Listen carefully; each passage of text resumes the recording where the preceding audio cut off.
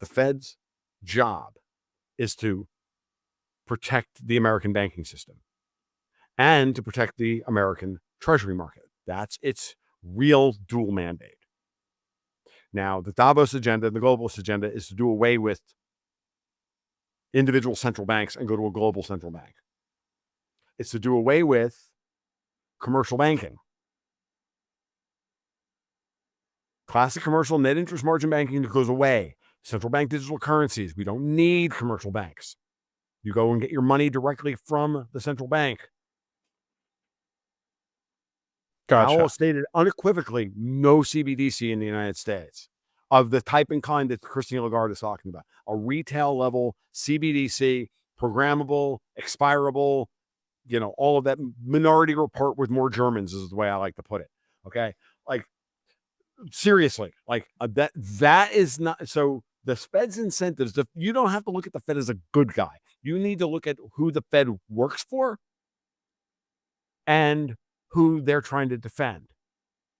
And the WEF agenda is anathema to Wall Street, to commercial banking, period.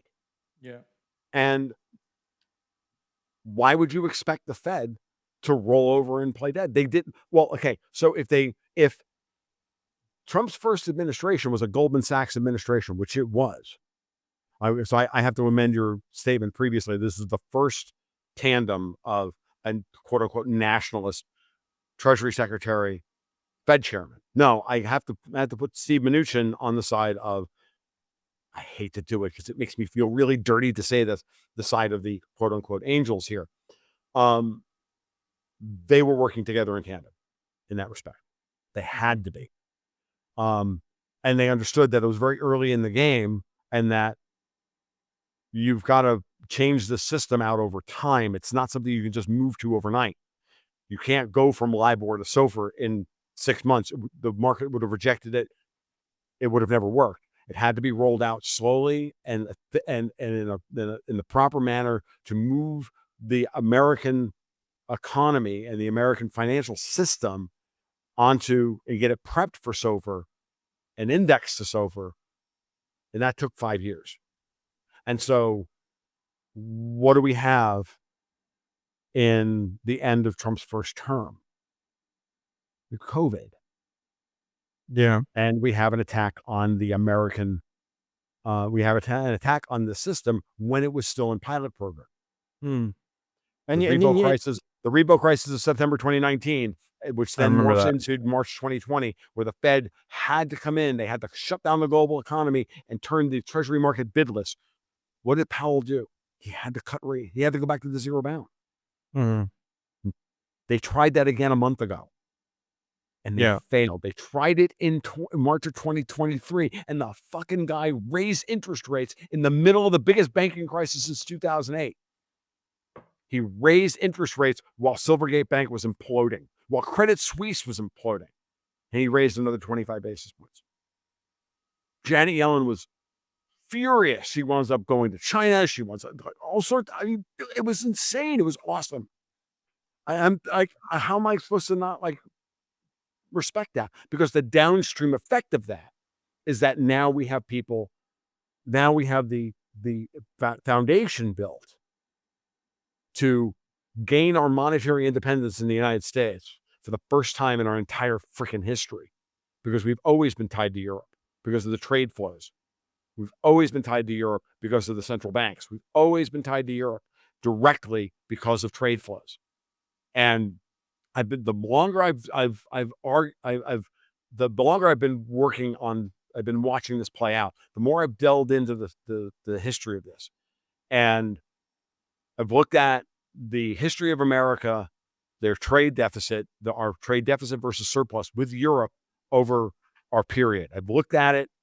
I've looked at the way the monolithic Fed, the singular Fed funds rate pushed capital into California at the expense of the heartland of America. I've looked at it from all of these perspectives, and it all tracks with this is a system that was designed politically and monetarily and from a regulatory perspective in order to suck all the wealth out of the United States and transfer it back to the homeland.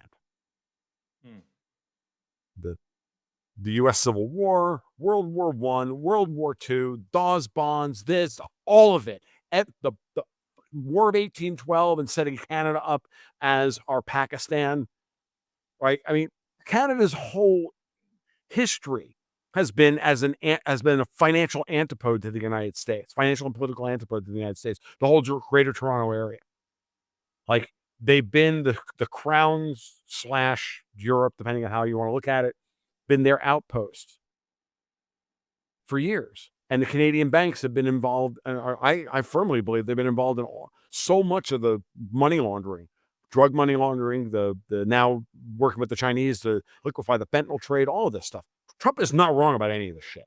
Like, not any of it. And so the problem for Bitcoiners is they become so focused on the advantages of Bitcoin and what Bitcoin could potentially represent that they're missing the big story that's happening around them and how Bitcoin actually plays. Bitcoin's real value is that it's the 21st century equivalent of a bearer bond that's liquid and movable to create 100% pristine collateral that can move around the world and be used to liquefy and collateralize a new financial system. Not be the financial system, be the collateral asset of it. Mm-hmm. Now, and let the world figure out how to integrate that on its own over time.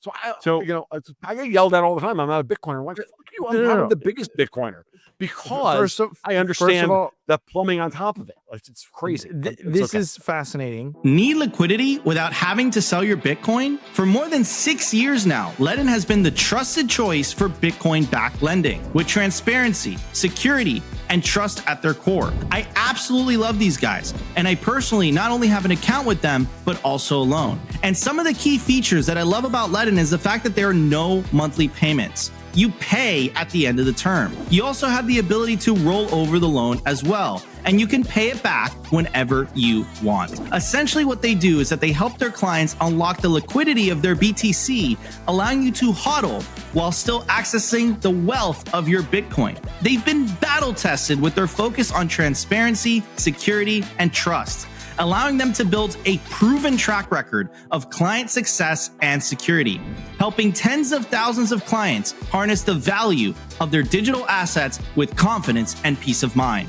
Learn more about what your BTC can do for you today. Simply Bitcoin viewers get 0.25% off their first loan by using the link in the video/podcast description. What are you waiting for? Head over to ledn.io today.